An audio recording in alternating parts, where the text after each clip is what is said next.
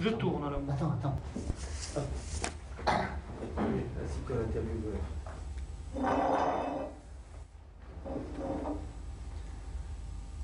Quand tu veux, Dalida. Bon ايوان ربنا يقدرنا ويرد لك جميلك يا اسطى، بس اخد حاجتي توصل بسلامة. يا اسمك ايه؟ ما الواحدة دايخة بقى، ده احسن فيلم عربي اتعمل. بهيم هما كلهم يومين سود يا رفعي. اختي ما شفتش الواد ابن بنتي من يومين، من الكوليرا للدول يا قلبي لا تحسن. يبقى عملت ايه؟ واسيب اللي ورايا لمين؟ ترجع لنا بالسلامة، تبقى هتخليني فهمت تهيت سعيد بس على حسن المدرسة وراجع لك. الله يسلمك، ما ننسالكيش افدالك. حياتك الباقية لحد منهم عارفني وانا حتى عرفت حد اهو، وجبنا لكم ديه تحطوها في النيل تقدفوا ووصلنا اسكندريه وقابلنا الانجليزيه. الليله تبخلكم القاس، اجتماع كلام الملك الانجليز، كفايه عليك حم تلاميذ. انت ضعفان وانا مش، ما حدش في البلد عارفني ولا كلمني. كانوا مخبيينها من الغفر، بالليل حطوها في صندوق ودفنوها في الغيط. اخدت بعدي ورجعت. انتهر انت اول مره بس وعلينا الباقي. مش برضو كنت تسأل سته قبل ما تعزمني للردات الوقتي ده؟ خوت الدنيا صاحبك ده. يعني أنور وجدي يا خي رايح لي تعالى برنسيسة نتجوز روز القرد أحسن، تخلفوا ورود وردات وتعيشوا في تبات ونبات. بالك نروح احنا التلاتة، هتكون في راستين في حضن البرنسيسة. الحنة بتهمر. وي Pardon, j'ai eu du mal à vous couper parce que j'étais ému. J'ai pas compris ce que ça voulait dire, mais tu avais la chair de poule. Alors ça veut dire quoi ça? Qu'est-ce qui se passe? C'est-à-dire, c'est la première scène du film que j'ai tourné en Égypte pendant 2 mois et demi avec Youssef Chahine. Et bien sûr, je l'ai tourné tout en langue égyptienne, je l'ai appris par cœur. Mais maintenant, il faut absolument que je puisse bien prononcer les mots. Alors presque tous les jours, j'ai un professeur d'arabe qui vient me faire répéter. Et là, si vous voulez, j'étais en train de lire la première scène du film. Alors j'ai été ému sans comprendre un mot d'arabe. Pourquoi? Mais je ne sais pas, peut-être l'intonation de la voix. Qu'est-ce qui se passe dans cette scène-là? Pourquoi je suis ému, dans cette scène, il se passe... elle est dans un camion et puis elle dit que Dieu vous fasse arriver avec la santé, parce que l'arabe, c'est une langue qui est très très enrichissante. Et après, il y a une autre scène qui se passe avec le professeur et avec son petit-fils qu'elle a avec elle. Et puis il lui apporte une petite marque, ça veut dire un tout petit bateau qu'il lui offre à la sortie de l'école. Et après il lui dit, bon, ce soir je vous ai ça veut dire je vous ai préparé un très très bon plat. Et puis elle dit, mais ça suffit, toutes ces paroles-là, il vaut mieux que... parce qu'elle n'a pas été aussi, quand elle est revenue au village, pardon, je passe d'une chose à l'autre, quand elle est revenue à son village, et personne ne l'a reconnue. Parce que ça se passe au moment du choléra en 1947 en Égypte, et alors il y a plein de gens qui se cachent pour ne pas se montrer, et ils ont très peur, et alors elle dit, personne dans le village m'a reconnu, ni m'a parlé, et pourtant moi j'ai vu des gens qui ont été pris par le choléra, qui ont jeté dans le Sahara, dans le désert, et qui ont été malmenés, et puis je ne pouvais rien, j'ai pris moi-même, et puis je suis partie, mais je regarde encore cette horreur dans mes yeux. Tu veux couper le bout, Un peu fait les mains. Alors? J'ai peur que ce soit un peu jaune. Ah non. Ça tourne. ربنا يقدرنا ويرد لك جميلك يا اسطى، بس اخد حاجتي توصل بالسلامة. يا اسمك ايه؟ ما الواحدة دايخة بقى، ده احسن فيلم عربي اتعمل.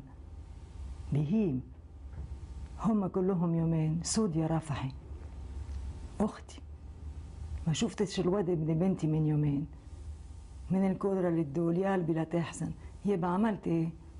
واسيب اللي ورايا لمين؟ ترجع لنا بالسلامة، تبقى هتخليلي فيلم تتهيت سعيد بس على حسن في المدرسة وراجع لك. الله يسلمك، ما ننسالكيش افدالك.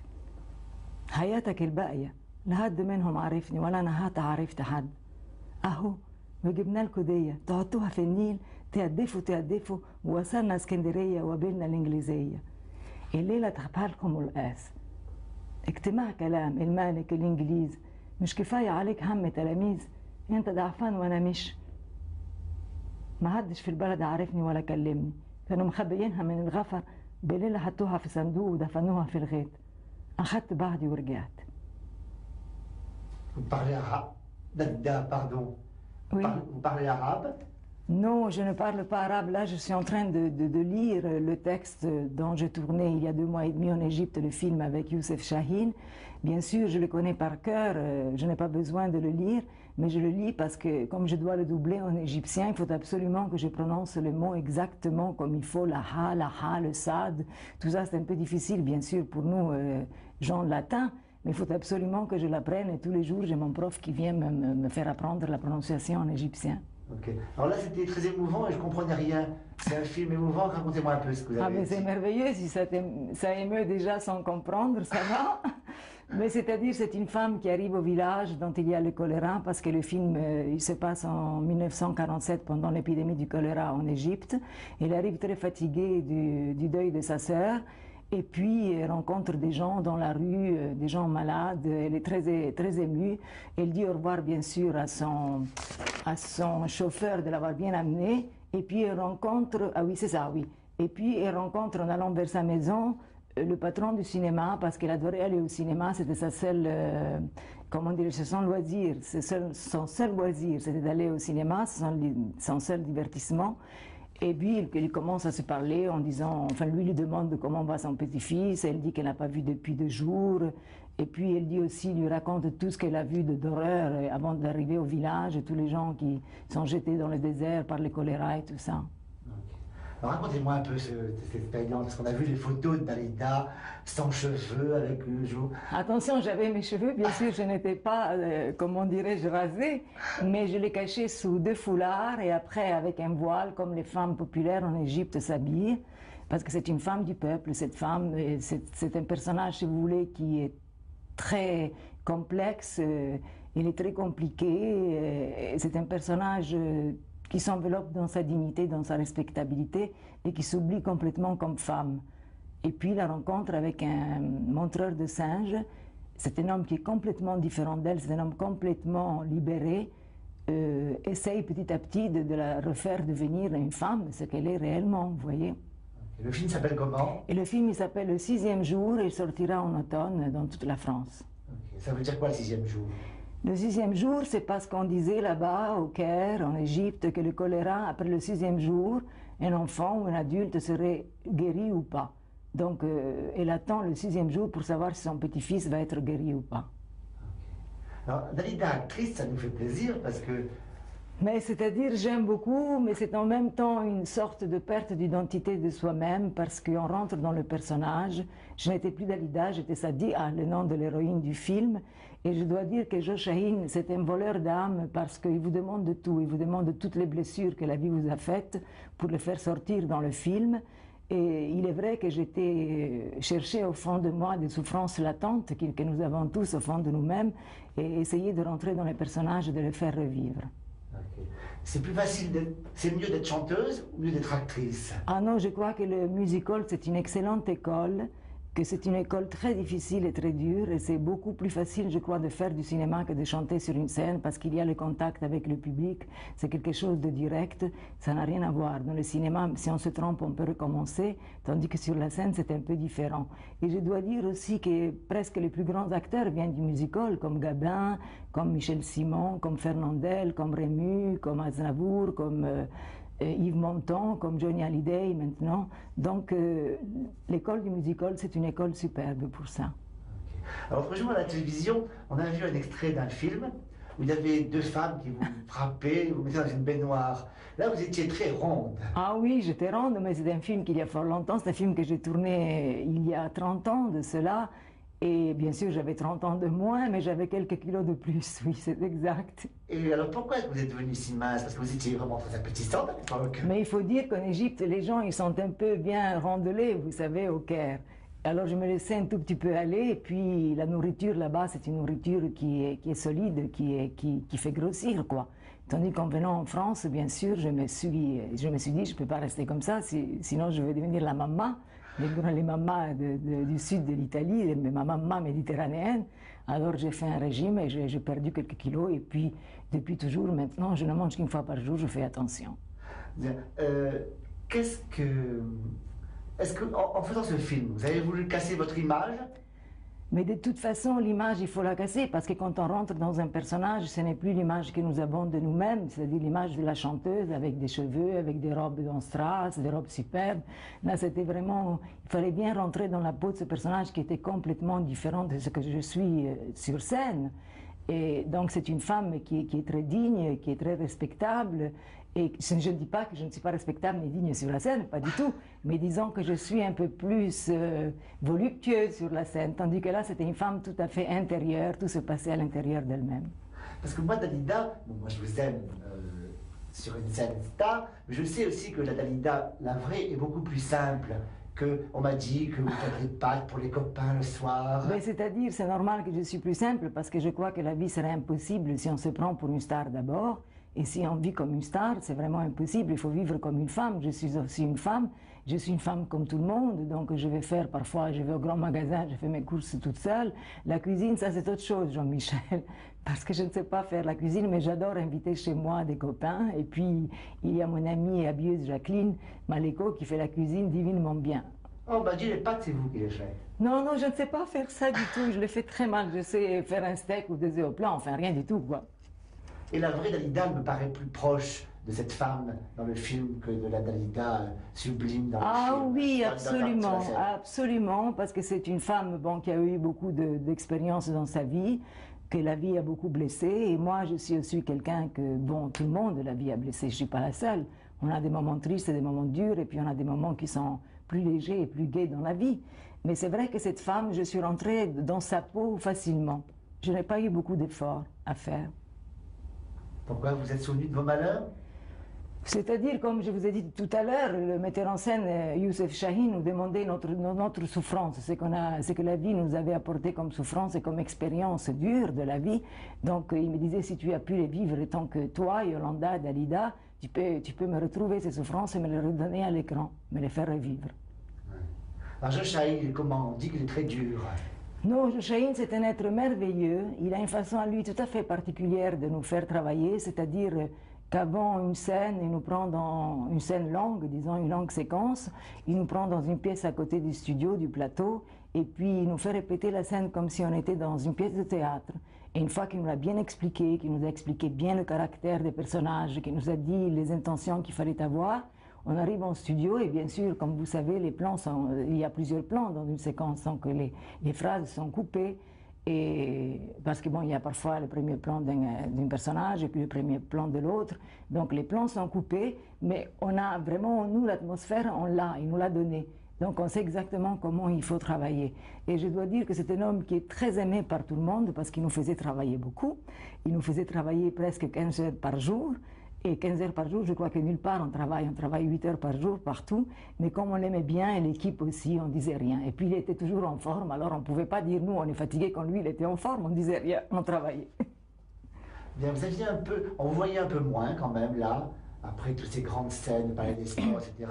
Puis là on dirait que vous voulez revenir encore. Mais c'est-à-dire je n'ai jamais quitté la scène, c'est-à-dire je n'ai pas fait une rentrée à Paris. Voilà, mais j'ai toujours continué à chanter en France, dans les villes de France ou alors à l'étranger. Je n'ai jamais quitté la scène. Et maintenant, il est vrai que je pense de faire une rentrée à Paris parce que ça va faire presque 6 ans que je n'ai pas fait Paris et ça commence un peu à me manquer. L'Égypte toujours, parce qu'on parle de ce Cléopâtre. Oui, il se peut qu'il y ait une comédie musicale qui est en train de se monter. C'est quelque chose de très difficile parce que Cléopâtre, c'est quand même quelque chose d'énorme, de grandiose. Il faut que la scène soit superbe, soit sublime, il faut que ça soit très riche. Donc il faut trouver l'argent, il faut trouver le théâtre, il faut trouver le compositeur. Mais on a déjà trouvé quelqu'un d'important, c'est le metteur en scène, c'est Vittorio Rossi, c'est celui qui a monté à Bercy l'Aïda et Turandot. Ah oui, d'accord. Alors vous me paraissez quand même, vous êtes très entouré. Par votre frère d'abord, puis par cette bande à Dalida. Mais en fait, je vais dire, Vous me paraissez quand même un peu seul, j'ai l'impression.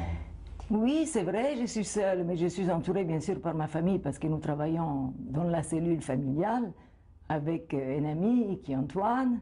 Mais sinon, mais lui aussi, il fait partie, vous savez, de la famille maintenant. Ça fait longtemps qu'on se connaît. Mais il est vrai qu'il y a au moins une partie qui est très seule, mais je crois que cela fait partie un peu des gens qui sont du signe du Capricorne.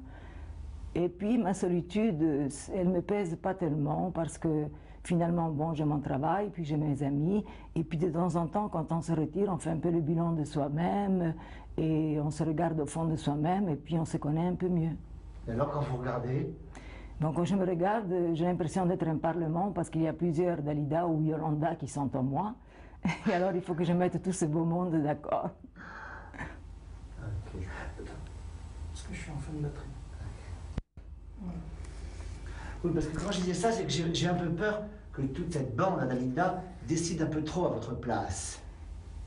Non, c'est-à-dire, bien sûr, sont eux au départ qui connaissent le travail, qui font toute la préparation du travail, mais jamais quelque chose se fait sans mon accord, bien sûr.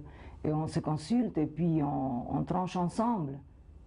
C'est bien vrai, ça? Ah oui, absolument. Mais je ne suis pas quelqu'un qui se fait mener par le bout du nez comme ça. C'est-à-dire, c'est toujours vous qui décidez. Mais à la fin, oui, à la fin, c'est moi qui décide. Mais vous savez, ils sont terribles autour de moi parce qu'ils me préparent la chose tellement bien que quand ils savent que c'est quelque chose de bien, enfin, j'arrive pas à dire non. Je dis oui, d'accord. Alors justement, est-ce qu'il y a des choses qui vous ont fait... Est-ce qu'il y a des choses que vous regrettez avoir faites? Non, je ne pense pas. Moi, je pense que ce que je regrette, c'est que ce que je ne fais pas. Mais je ne regrette rien de ce que je fais parce que ça fait partie de ma vie, ça fait partie de moi, ça fait partie des choses que la vie m'a amenées. Et puis, je n'ai pas à regretter. Oui, peut-être, oui, mais ça, il y a fort longtemps, quand il y avait l'époque du twist et de yéyé, que j'ai dû un peu me plier à cela et je n'aimais pas tellement ça. Ça a été une époque que je n'aime pas beaucoup de ma carrière, disons. Ah bon, pourtant... Alors... Pourtant, j'ai eu 2 numéros 1 pendant ce temps-là, mais ce n'était pas tout à fait moi-même. Enfin, disons que je suivais un peu le cours et le goût du public. Chose que je ne fais plus parce que je ne fais que des choses que j'aime. Là, je viens de sortir un album, un 30 cm, avec des nouvelles chansons qui fêtent mes 30 années de carrière et sont des chansons de femmes, et sont des chansons qui me vont bien. Alors, cette émission s'appelle Superstar. Oui. Vous êtes une superstar? Non, moi je ne me prends absolument pas pour une superstar. Moi je me prends pour quelqu'un qui aime son travail et puis qui essaye de le faire le mieux possible et puis c'est tout, voilà. Oh, mais il y a un secret quand même. Je ne crois pas qu'il y a des secrets. Je crois qu'il y a une forte volonté de réussir, une ambition, c'est certain. Et puis c'est surtout le travail, de beaucoup travailler. Et le fait que vous ne mentiez pas au public peut-être aussi? Ah, mais on ne peut pas mentir au public, parce que si on ment au public, il le sait tout de suite. Le public a un 6e sens, et ils sentent tout de suite si les personnes, elles sont sincères ou pas. Et surtout à la télévision, alors la caméra, là, elle ne vous loupe pas du tout. Et vous êtes sincère alors tout le temps? Mais j'essaye de l'être absolument, enfin je suis comme tout le monde, mais je crois que je suis assez sincère, oui. D'ailleurs, je ne pense pas avoir beaucoup menti dans ma vie, parce que je tiens énormément à la vérité, quoi qu'elle soit, parce que finalement, il n'y a pas de beau, il n'y a pas de laid. Les choses sont à leur place ou ne le sont pas, c'est tout. Justement, à propos de beauté, vous vous trouvez belle? Oh non, alors ça, je n'aime pas du tout me voir. Oh, de temps en temps, je me trouve pas mal, c'est vrai, mais c'est rare. Pourtant, tous ces gens, tous ces fans vous adorent. Il y a un culte Dalida quand même. Alors là, c'est quand même étonnant aussi. Mais ça me fait plaisir parce qu'ils me suivent depuis 30 ans, ils sont fidèles. Mais vous savez, je ne sais pas exactement comment ils me reçoivent, parce que moi, je ne me vois pas finalement, même si je me regarde à la télévision sur des photos, ce n'est pas du tout la même chose. Eux, ils me voient vivre sur une scène, moi, je ne me vois pas sur une scène. Donc, ils doivent recevoir des choses que je ne sais pas, que je ne connais pas. Ah, quand même, c'est le cœur qui parle peut-être. Ah, mais je crois que le cœur, c'est quelque chose de très important et qu'il faut toujours parler avec son cœur et voir avec son cœur, comme disait Saint-Exupéry. On ne voit bien qu'avec le cœur. Alors j'essaye de mettre cette phrase en pratique. Okay. Alors, vous ne trouvez pas belle, là, vous mentez un petit peu, je suis sûr. Non, je me trouve parfois en forme et parfois pas en forme. Mais ça, c'est toutes les femmes. Je crois que tout le monde, même les hommes, c'est la même chose. Hein. Oui, mais Catherine Deneuve aussi, parfois... Mais parfois, elle est magnifique, Catherine Deneuve. Elle est très belle. Mais je suis sûre qu'il y a des fois qu'elle ne se trouve pas bien. Oui, donc c'est purement subjectif. Oui, je crois, oui, bien sûr. Alors, s'il y avait à changer quelque chose, vous changeriez quoi? Je ne sais pas, Non, franchement, je me sens bien dans ma peau, je ne changerai rien. Je ne changerai rien. Je m'accepte comme je suis et je crois que j'ai mis longtemps à m'accepter comme je suis, alors c'est pas maintenant que je vais changer. Qu'est-ce qui a fait basculer? À quel moment vous avez accepté? Oh, il y a plusieurs années de cela, quand il y avait un conflit en moi entre Dalida et Yolanda, bien sûr, parce que la femme, elle est toujours là, elle se sentait un peu mise de côté. Et puis, j'étais tellement, comment dire, intéressée par la connaissance de soi et par tout ce qui touche les êtres, c'est que j'ai fait une analyse qui a duré 2 ans, et c'est comme ça que j'ai rencontré la vraie Yolanda qui était en moi, celle que je ne connaissais pas et qui de temps en temps me faisait souffrir. Alors ce que j'ai appris de devenir plus indulgente et plus tolérante vis-à-vis des gens, parce que quand on pense qu'il y a dans chacun de nous quelque chose qui souffre, un enfant qui pleure ou qui souffre, dans chacun de nous, on devient plus indulgente et tolérante. Et la souffrance, et les gens méchants, parfois, c'est une forme de souffrance, parfois. Vous n'êtes pas une méchante, je crois pas. Non, ça je peux le dire tout à fait impérativement, je ne pense pas être méchante du tout. Pourtant, c'est un métier dangereux. Non, c'est un métier comme tous les métiers, il y a les bons côtés, il y a les mauvais côtés, c'est un peu dur, bon, parce que c'est un peu une jungle, il faut se battre, mais finalement, la vie c'est un combat, alors on y va, on se bat. C'est la guerre un peu, la vie, non? Oui, mais je crois que la guerre de soi, c'est la chose la plus importante. C'est la guerre qu'on se fait à soi-même, c'est la guerre sainte, ce qu'on appelle. Et c'est la meilleure guerre parce que quand on se fait la guerre à soi-même, on ne la fait pas aux autres. Ok. Merci, Dalida. On vous laisse répéter alors. Oui, je vais continuer, d'accord. Continue. انتهر انت اول مره بس وعلينا الباقي. مش كنت لا سي با سا مش برضه كنت تسال سيتو قبل ما تعزمني للورادات الوقتي ده خوت الدنيا صاحبك ده. يعني انا الوقت يا خي ريح لي تعالى برنسيسه اتجوز روز القرد احسن تخلفوا ورد ورادات وتعيشوا في تبات ونبات. هو بالك نروح احنا الثلاثه هتكون فراستين في حضن البرنسيسه. الهنا بتهمر تروح للزاج بتقول له ميت اكسجين. كلكم عايزين حاجتكم على الجاهز. Oui, peut-être, pour donner un petit peu de mouvement. En arabe, là, jusqu'au début, quoi. Attends, je prends une autre phrase parce que comme ça. هو مين بهدل مين؟ كده برضه لا تاخد الدنيا. قلنا بلاش الهم ده. Voilà, on y va là. بسم الله الرحمن الرحيم. بل الدنيا كلها واقفة على دماغنا اليومين دول. وايه اللي عمل فيه كده انت رخا؟ هو مين بهدل مين؟ كده برضه لا تاخد الدنيا. قلنا بلاش الهم ده. حد هغسله لك تاني. عندك حاجة تقول؟ Ouais, voilà, c'est bon. On voit pas les cassettes là-bas? Où ça? Quand tu veux, David. حد هغسله لك تاني. عندك حاجة توصلها على الجرح؟ لا هقول طبعا اصل انا فتانة. انا بشوف فيلم كده عايزين تاني وتاني. فين التليفون؟ هو تتحرك يا حسن. Voilà. هو تتحرك يا حسن. امال احنا رحنا فين؟ بيقولوا موجة الوباء خلصت. كلها يومين وربنا يصحيها. محدش يهايلنا. والمزعل ما يعرفش انه بيرميهم في الخيم في الزهرة. صالح ابن اختي فضل ينادي على امه من ورا السوق. هو وكتير زيه. كل الاهل. اللي ينادي ابوه اللي اخوه يا عالي يابا يا ناس. خايفين اهلهم ما يسمعهمش. ياما انا هنا ورا السوق. ياما خايفين اهلهم يسخروا بيهم. ولا Ok, c'est bon. لو خدوك ما احنا شايفينك تاني. اتسندد عليا انا واخدك البيت. وتفضل مرمي لوحدك. لا نعرف حاجة عنك ولا نشوفك. واخدينه على انهي مستشفى.